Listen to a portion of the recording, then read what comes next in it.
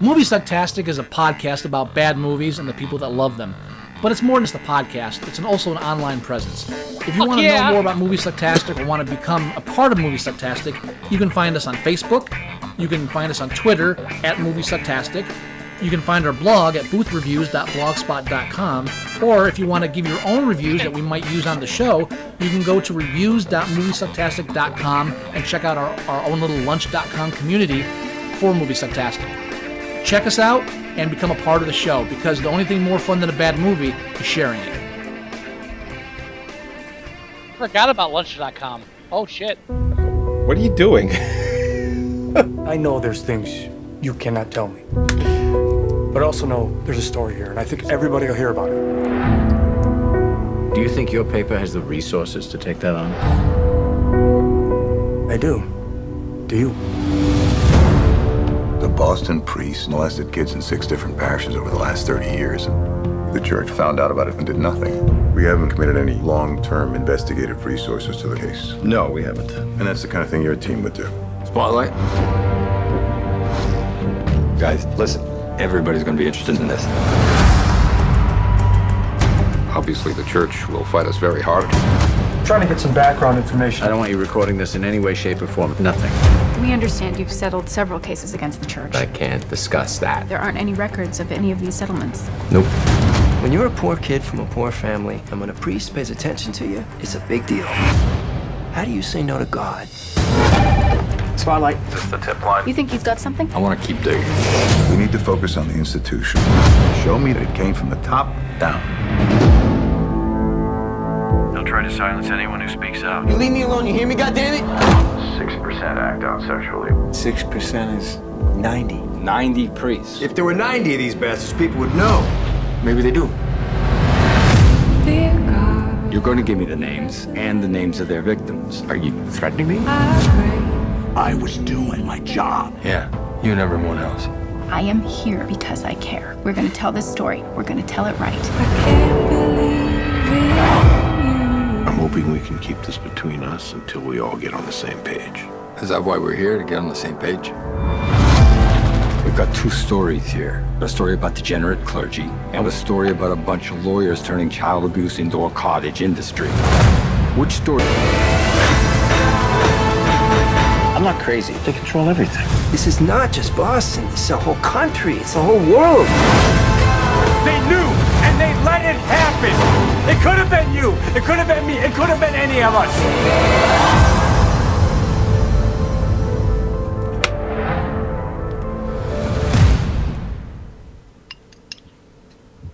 You're listening to Moviesucktastic.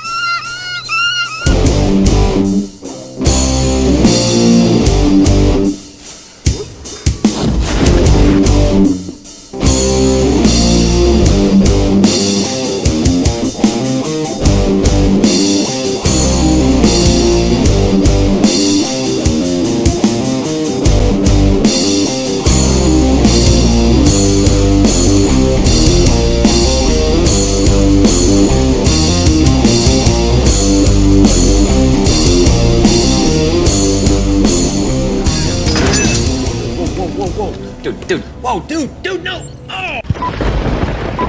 Yes. Yes. Yes? Yes. Yes? Yup. Maybe. I don't know. Sorta. Welcome everyone to Moviesucktastic episode 190-something. Yeah, we're Scott Upchucks. I did not upchuck. What are you talking about? One of my favorite lines from the Oscar episode where you got drunk. Welcome to Moviesucktastic. We're Scott Upchucks. First time in Moviesucktastic history. I haven't listened to that episode ever, so I don't have no idea. Oh, it's so good. So good. I believe it's episode 61. Listen to the last half hour of that show. You will not be disappointed. That episode is what happens when you review films while drinking whipped cream flavored vodka. Ooh. I'm drinking straight gin, which I still totally have. Different thing. Oh, vodka doesn't go bad, right? Especially like the whipped cream stuff. That vodka was bad before you opened the fucking bottle. No, it started off pretty good. No. Oh. It was chocolate whipped vodka. I don't think I've drank vodka since that night. Really? That's how bad that was. Oh man. I'm a gin man now. Let me just point out that we're reviewing the film Spotlight. Yes. It's episode 1. That was an Oscar-winning trailer. The trailer for... What? I'm just saying, the trailer for the movie is so much better than the movie actually was. All right, let me. The trailer hits every note it should. I wouldn't say better. I would say more exciting, more thrilling, more captivating. Yeah. Everything from the notes that they hit to the music that they played to the tension they created in that trailer it just made me want to watch the movie again, and I know I don't want to watch it again. It's kind of hard because, like, my instinct is to say, listen, if this film was made 10 years ago, maybe it'd be like, oh, but now it's just kind of boring. Now, in the same sense, you can say the same thing about what was the Matthew McConaughey film with the AIDS? The Dallas Buyers Club. Technically, you can say the same thing about that, but his performance was a riveting film. Yeah, really moved that movie. This film, I mean, we've had this debate before. When it comes down to the Best Picture, you get these films that are based on reality, and you ask yourself, okay, are we nominating this film because everybody acted like somebody else? Is it mimicking? Or are we nominating Best Picture based on the screenplay and the deliverance and the craft and all of that? And well, I could tell you right now, this movie's nominated for Best Picture based on subject matter alone. I would say subject matter and acting alone. Let's not belittle the actors. Michael Keaton was awesome in this. And these are actors portraying live people and trying to get as close as possible. But again, that's for the Best Actor category. For Best Picture, how much does that weigh in? I mean, maybe I'm jaded. Maybe it's just me as a jaded film viewer. But I'm watching this whole thing about raping priests and how the cover-ups... priests? Okay. You're using that, like, literally in a sentence. Rapey priests. And the cover-up. And I'm like, yeah, we knew this. And I kind of... And wait, there's a cover-up because something bad happened? I'm new to that. So, from that standpoint, it's not a shocking film because you kind of assume there's a cover-up in an organization where something bad's happening. Mm-hmm. It's not a bad film, but is it exceptional? That's the question. It isn't, and every review that it isn't the question, or isn't acceptable? Exceptional. It isn't exceptional. Okay. Make sure we're on the same page. Every review that I've read, and every trailer that I've seen, and just little blurbs that they throw out, like the best film of the year, and they do that for everything. But yeah, the way they're selling this one is that this film is a timeless classic. That 20 years from now you'll look back and you'll watch this movie and you'll be like, holy shit, this movie is still amazing even 2 decades later. And this movie is just very average. Honestly, it's not a bad movie. I mean, if you break it down, it's not a bad movie. I would never put it in that category ever, but I wouldn't say, like you said, exceptional. I wouldn't put it anywhere near a top 250 list. No. If I watch this film and you told me while I was watching it, hey, Scott, did you know this was a made-for-TV movie? I'd be like, I can see that. There's not, I mean, and it's not because there's not a lot of different things going on, or there's not gunfights or shit. But, I mean, apart from the extraordinary acting, great actors in this film. Movie is this year's Foxcatcher. I mean, Mark Ruffalo, Michael Keaton, Liev Schreiber, great acting. Stanley Tucci. Even Rachel McAdams. Everybody, every actor that has a credit in this film does a phenomenal job. It's not a bad film. But is it a best picture of the year? No way. And you know what? As far as like the whole priest raping or rapey priest thing, it's a bit past the prime. It's almost like what I was saying, like, oh, is it safe to release this film now? Because are we like past that point where the church is actually upset about this? Oh yeah, we have a new pope now, and he's cracking down on this. So now it's safe to release this. Okay, let's release it. It's almost like, okay, it's a safe time to talk about priests raping little boys. Let's release the film now. That's why I say if this came out even 5 years ago, we're like, oh wow, this is cutting edge. They're like really reaching in there and grabbing this topical news instead of, oh yeah, let's rehash something that happened a while ago and everybody's kind of come to terms with it already. Really? Yeah. Yeah, I mean, There's really nothing in this movie that they explain. Even the part where they say, the one psychologist is saying, yeah, I'm estimating 6% of the priests in the Boston area on the road, like there's the house near his house. Priests. Yeah, and I was like, wait a minute. So this underlines the fact for you that there might be a pedophile living within a 3-block radius of your house, just because you actually found a house where they put them, and now you're concerned about your kids. What fucking world are you living in, guy? Really? Right? Oh, I lived in a safe neighborhood until I singled out a specific house where somebody might be in a house that's kind of like kid rapey, in the head. Dude, how about every fucking person you know might be kid rapey in the head? Really? Yeah, no sympathy for that guy. Suddenly I'm concerned about this one house. Really? Yeah, because the rest of the world is not going to touch your fucking kid. What the fuck was that? What about the one scene in the film where Rachel McAdams' character goes and visits the one priest, where he just starts admitting to doing it? It's like, yeah, but I didn't enjoy it. It's like, wait, what? You fuck? Well, I totally believe that part too. Cause what person does an evil act and says, I'm doing an evil act? Ha ha ha ha. No, everybody thinks they're right in the head.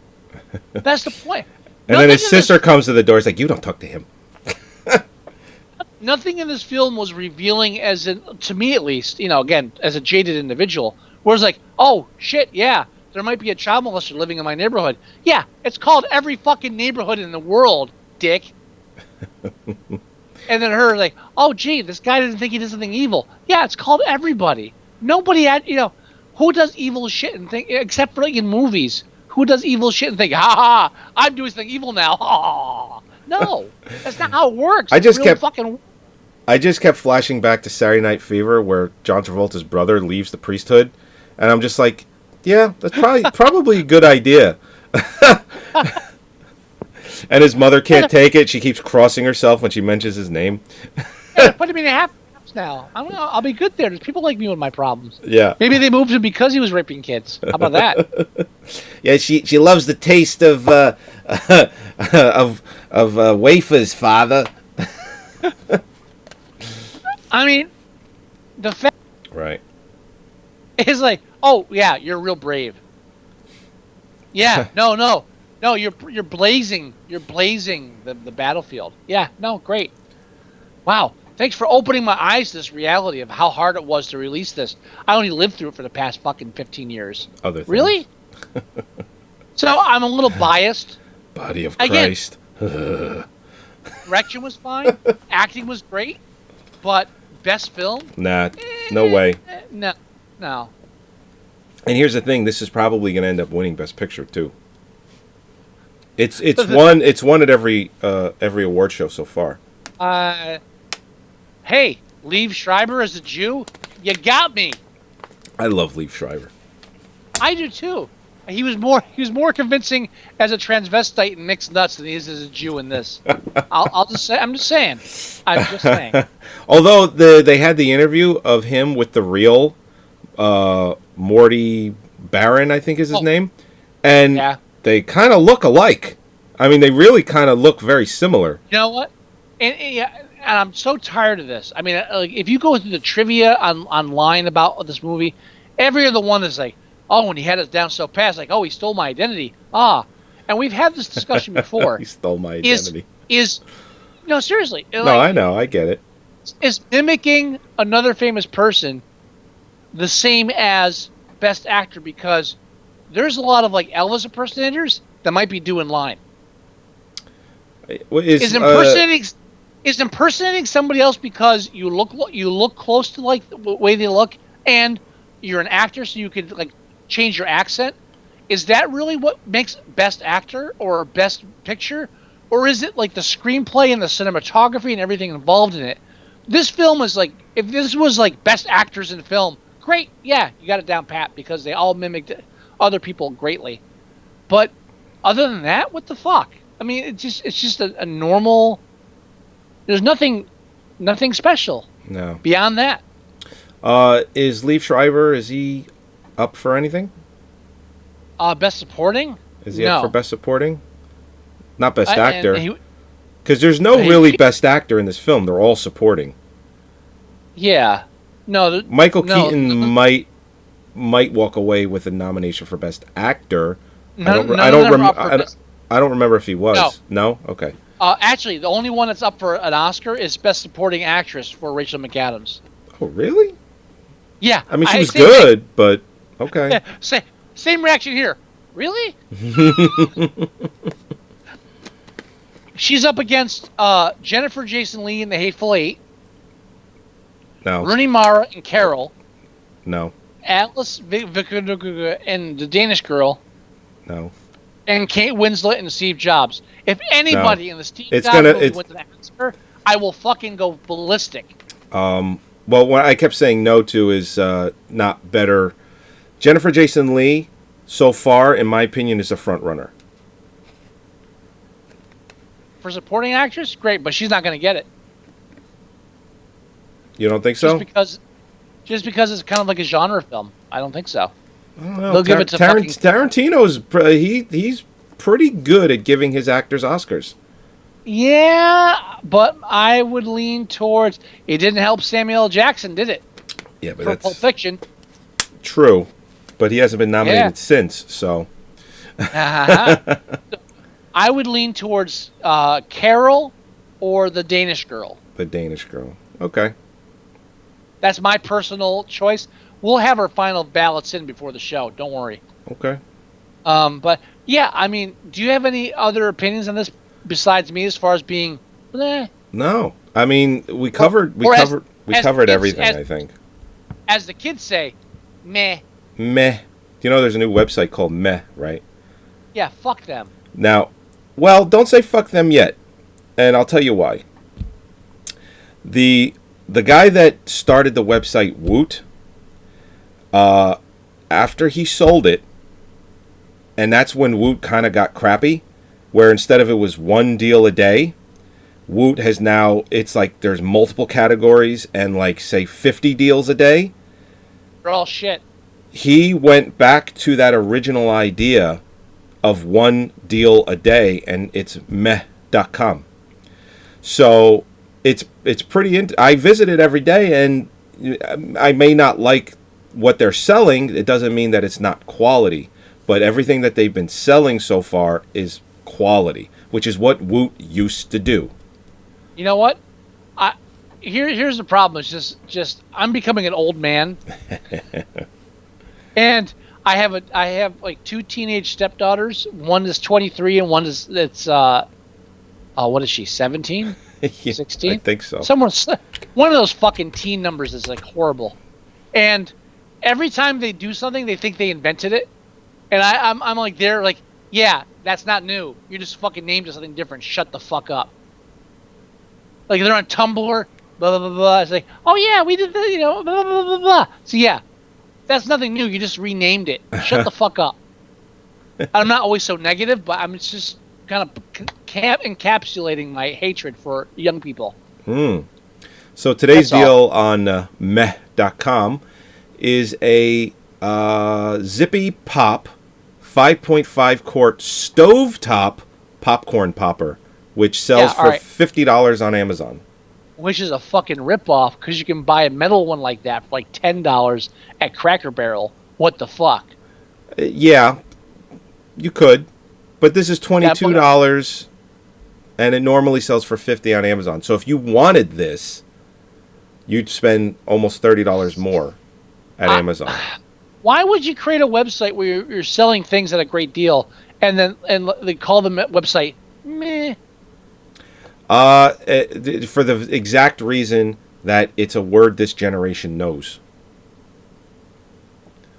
That's it. I'm getting old because I hate this generation now. Yeah, this generation sucks. Every generation, the previous generations always complain about the current generation, but I think we've nailed it. This generation really does suck. I don't think so. It's all personal bias for me. But I mean, I mentioned this during the break, but I'll bring it up now. I'm taking a fiction writing class because I'm just trying to get back in the groove to finish my novel. And at one point, the professor mentions John Voight about his films, and I say, "Hey, don't forget Anaconda." And he and I laugh. And all these, I'm the oldest, first class I've ever been in where I'm the oldest person in the fucking class. There's like all these teenagers and me, and so I say, "Hey, don't forget Anaconda." He's like, "Oh," he and I laugh. Everybody else, straight face. We have no idea what you're talking about. So really, Anaconda? That's not that fucking old. Yeah, it came out what 90? Came out 98 or 99. Yeah, I mean, I'm like, wait, I don't think like 98. Oh, these kids were in fucking grade school. Oh shit! And it's an R-rated movie too, so the odds of them seeing it are not good. It's getting worse. I'm like, the possibility of me being in a group where people will recognize my film references is diminishing rapidly. Very sad. It's only going to start getting bigger when I eventually move into an old folks home. Like 90-year-old people say Anaconda, then they'll all get it. But then I'm dead. So what the fuck's the point? Shit. I'll come visit you. I know. You're only 2 years older than me. Jesus. Just stop it now. Fucking depress me. Well, you got kids, so they'll move you into old folks' home quicker. I'll just be like living in some slum. The only other thing, yeah, maybe, I don't know. Hey, I'll live in my car. It'll at least be nice for the first time in 20 years. I'll live in my car outside of your old folks' home where your kids put you. What the shit was that? What? Cortana, because I have Windows 10, because my microphone is on right now. It just brought me to how to live in your car with pictures. The 5-year rule for buying a house. The functioning alcoholic who wants to live in their car. That's me. Wait, all right. I understand. Oh my God. What you're saying, but how does your computer know what I'm saying? That's what's scary. Oh my God, this is hilarious. Because I have Cortana on, it's always listening, but maybe my mouse cursor accidentally went over. Maybe I said a keyword and it just, I don't know. That's funny though. Holy shit. Who am I kidding? I wish I was a functioning alcoholic. That would be sweet. But I was just gonna mention, because I think we mentioned it on the show once before, that the director is Tom McCarthy, who's also an actor. Yes. He was in my brain, most notably known as the boyfriend in the movie 2012. That they had to tie up that plot point because good old whatever his name was, he's like, I can't have two love interests. We got to get rid of this guy. Even after he saves all of them and flies them into safety, they decide to his character didn't do so good. As far as bad screenwriting goes, and I enjoyed the film, but as far as bad screenwriting goes, that was great. Good old Gordon. There's a love triangle. Let's kill the new love interest. Great idea. and then like literally like 10 minutes later, no one's really upset about him being dead. Oh, we're back together. Everything's cool now. Yeah. Well, the dead guy. Don't even worry about it. Poor Gordon. You know what? And when he dies, it doesn't even affect the ship at all. Like, because he gets crushed by the gears. And it's like, yeah, these are so powerful. It just turned him into pulp. And it's like it never happened. And let's not forget that the film he directed before Spotlight was The Cobbler. The Cobbler. Yeah. Because nothing says success like Adam fucking Sandler. Well, I did watch Pixels, by the way. How was that? For a kids film, it was fine. That's all I'm going to say. Okay. Well, apparently him and Adam Sandler are buds because he was in Pixels. He was Michael the robot in Pixels. I don't know. Oh, yeah, he had a thing strapped to his head and he walked by. It wasn't even an acting role. He was like an extra. Let's see. How many other... Yeah. Oh, it looks like that's the only Adam Sandler movie he's been in. So apparently when he did The Cobbler, they became buds. Either that or it was like, just like a thing, It's all incestuous. Anyway, Spotlight. Is he from Jersey? He is from New Jersey. Okay. Oh, good. Well, that's why he did that Peter Dinklage movie, which was The Station Agent, because that's based in New Jersey. Yeah, and that was a good film. And Peter Dinklage is from New Jersey as well. So. And that was kind of Peter Dinklage's his gateway into mainstream. Yep. Yeah. Mister, oh, I'm not lucky. I worked hard. Fuck you. You're a handsome midget. You're fucking lucky. He does work hard, though. Yeah, that's fine. But to like in an interview say like, oh, people say I'm lucky, but there's no luck about it. I work hard. And like, no, there's luck. How many handsome midget? How many handsome fucking dwarves or midgets do you know? Really? I can count about one fucking hand. So how about you say you're a little bit fucking lucky, and then take that and your hard work too. Well, fuck that. Considering that he's like 3 feet tall, he probably has had to work hard on a lot of things. I'm sure he has, but he wouldn't have gotten anywhere if he was an ugly dwarf. Would he now? Seriously. So he should just admit that he's lucky that he's good looking. No, I'm saying it goes hand in hand. Yes, I've worked hard to get where I am, but I'm also lucky that I'm like a dwarf that doesn't make you sick when you look at them. Because there's a lot of them. Yeah. Wow. I'm a dwarf with a really sexy, attractive male face, which isn't common in the dwarf world. So yeah, I'm a bit lucky in that respect. Or how about I'm lucky I was in the right time at the right place to get the right job with the right interview, because that's anybody in the fucking world. Yeah, I mean, when he got Game of Thrones, that really just superstarred him. There's a level of arrogance there that I'm like, as a dwarf, maybe you should like lose that arrogance because you're just lucky that you weren't fucking stoned at birth for being a freak. How about that? Holy shit, dude. How about that? No, seriously. How about it? You know what? We got another movie to review. So Spotlight. Not bad. No. Good movie, but Oscar worthy? Nah, definitely. That's a no. But a good movie. I recommend watching it if you don't get too bored easily. Yeah. But it's a good film. All right. Oh, man. Getting tired. Thank you for joining us again for moving. Go to our website at Moviesucktastic.com. Download all the shows there. Watch the show live every Thursday at 8 o'clock. Just Google it. Yeah, and you can download the shows as well. You should have those bookends. Yeah. Still waiting for those. You can go to iTunes.com or just whatever, dude. Just do a search for Moviesucktastic and find us. Oh, if you want to leave us voicemail, it's 908-514-4470. If you want to email us, it's themovieguys@moviesucktastic.com. Facebook.com/moviesucktastic. Moviesucktastic.tumblr.com. That's what magic is, Facebook. Free Android app for your phone. Everything I said's there. Did Has Facebook become MySpace yet? No, it look Okay, kind of.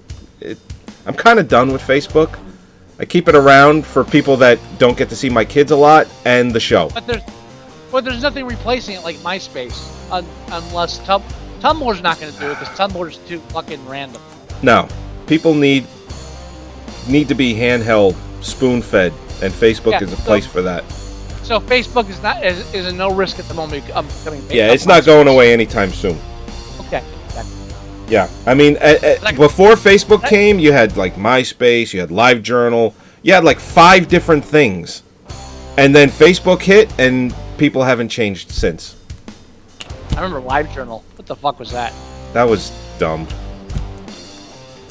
That was a dumb thing. Anyway, LiveJournal made a girl cry. That's all I care about. all right, and that about does it. Any words of wisdom? Yes. Yes. Yes. Child raping priest, passe. It's well said. Sure.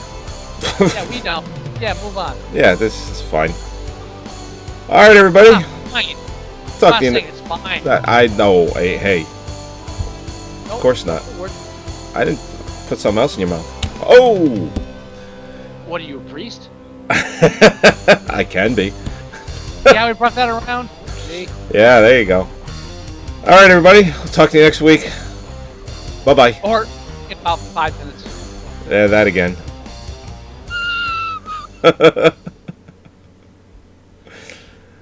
I broke the magic. The fourth wall has been destroyed yet again. Walls. There's no walls. It's like Yeah. audio. I'm so tired.